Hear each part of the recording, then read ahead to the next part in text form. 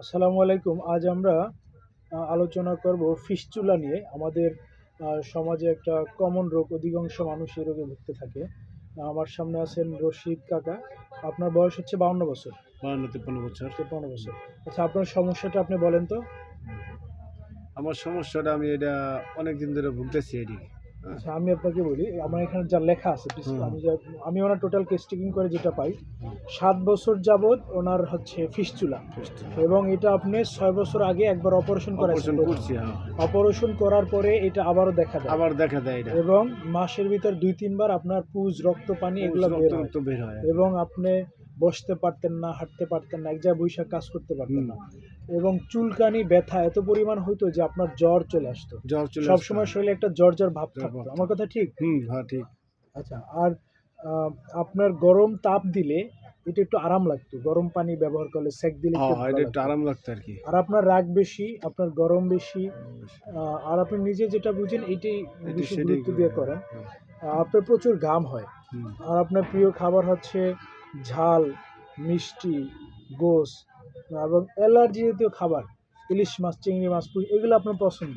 হয়, এটি সবই পছন্দ। এগুলো খাইতে আপনার ভালো লাগে। খাইতে ভালো লাগে কিন্তু আচ্ছা, তখন ওষুধের কারণে আর খাইতে পারতাছি না। আচ্ছা। আর একটা হার্টের সমস্যা আছে। হার্টে ব্যথা হয় মাঝে, হুম, মাঝে। হুম। শ্বাস বন্ধ হয়ে যেত। এই হচ্ছে তার total case taking. Case taking করার পরে আমি তাকে ফার্স্ট প্রেসক্রিপশন করেছিলাম সাইলেশিয়া। সাইলেশিয়ায় কিছুটা উপকার পাওয়ার পরে আপনার এটা বেড়ে যায় নাকি? বেড়ে যায়, হ্যাঁ। আমি প্রথম ওষুধ দেওয়ার পরে আপনার রোগটা একটু বাড়ে, বাড়ে, বড় হয়, হ্যাঁ, পাকে। বাড়ে, হ্যাঁ। পরে আরো অনেক ময়লা বের হয়। মলা বের হয়ে যায়। পরবর্তীতে আমি সেকেন্ড প্রেসক্রিপশন হিসাবে তার টোটাল লক্ষণে অ্যাসিড ফ্লুর প্রেসক্রিপশন করি। এই ওষুধ খাওয়ার পরে এখন আপনি কি অবস্থায় আছেন? এখন একটু ভালো। আগের এখন চেয়ে অনেক আপনি ভালো। শুকিয়ে গেছে অনেকটা। এখন আর ব্লাড বা রক্ত বেশি যায় না। না, না ১৫ দিন ধরে আরকি বাইরে না ১৫-২০ দিন ধরে। রক্ত আর বেরোয় না। না রক্ত আর বের হয় না। আর কিন্তু এটা ছোট হয়ে গেছে আগের চেয়ে। ওই জায়গাটা একটু ফোড়ার মতন একটু উঁচু হয়ে রইছে। মাঝে মধ্যে আরকি চুলকায় আরকি। চুলকায়। চুলকায়, তাহলে ব্যথা আপনি করে। আগের চেয়ে এখন ভালো আছেন। আগের এই চেয়ে রোগটা অনেক আপনি ৮ বছর যাবৎ ভুগছেন। হ্যাঁ, তাহলে আপনি হোমিওপ্যাথি খেয়ে এখন তো খুশি। হ্যাঁ ইনশাআল্লাহ। আপনাকে পাঠাইছিল ডাক্তার রফিক ভাই, তাই না? ডক্টর রফিক, হ্যাঁ। মৌচাক থেকে ওনাকে এলোপ্যাথিক ডাক্তার এবং একজন ডেন্টিস্ট রফিক ভাই। আপনার রফিক ভাই রুগী ছিল, ওনার কাছ থেকে ওষুধ খাইতেন। হুম, ভালো হয় নাই দেখে উনি আমার কাছে পাঠাইছে পাঠাইছে। আপনাকে। তাহলে আপনি তো এখন খুশি আছেন।